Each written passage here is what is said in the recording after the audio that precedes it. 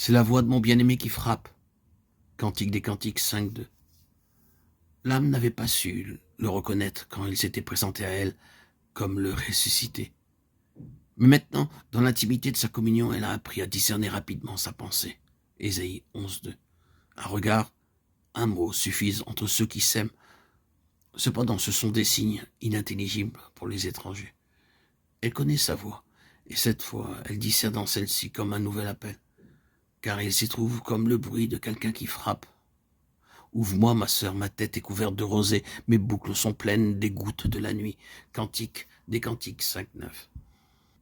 Il y a ici une allusion à l'agonie de Gethsémane, lorsque les gouttes de sang tombaient du front du Seigneur jusqu'en terre. Luc 22.44. Et c'est sous ce jour qu'on peut interpréter l'appel du Seigneur et la réponse de l'âme, puisqu'elle est unie à lui en sa résurrection.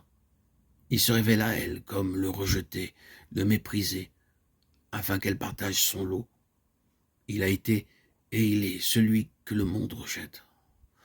Autrefois, lorsqu'il revêtit notre humanité, et maintenant, puisqu'elle a accepté de le suivre, elle sera aussi rejetée en un monde qui est le Sauveur.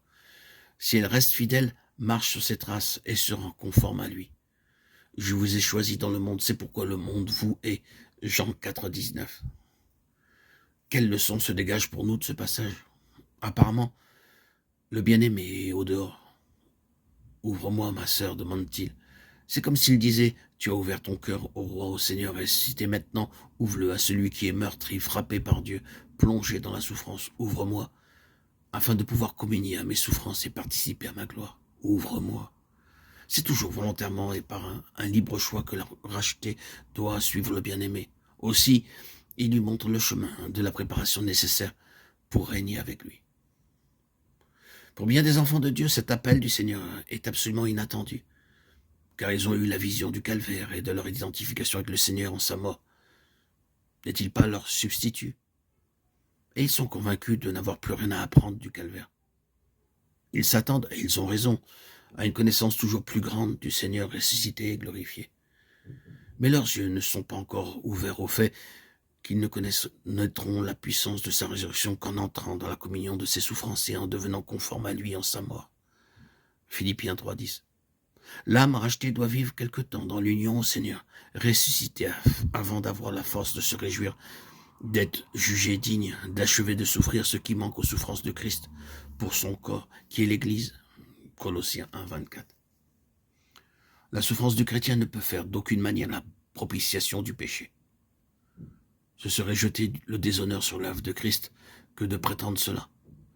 Cependant, ces souffrances comme membres du corps sont assimilées à celles du chef qui est pendu au bois.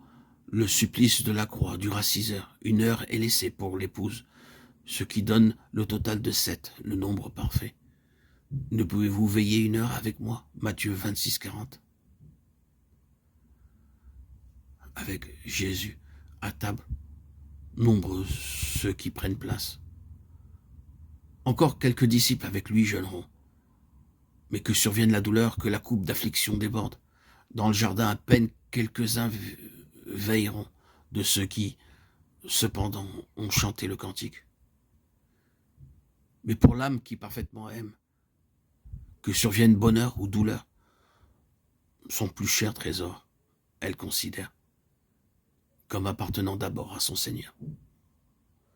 Mon Sauveur, toi qui m'as tant aimé, fais-moi la grâce de t'aimer ainsi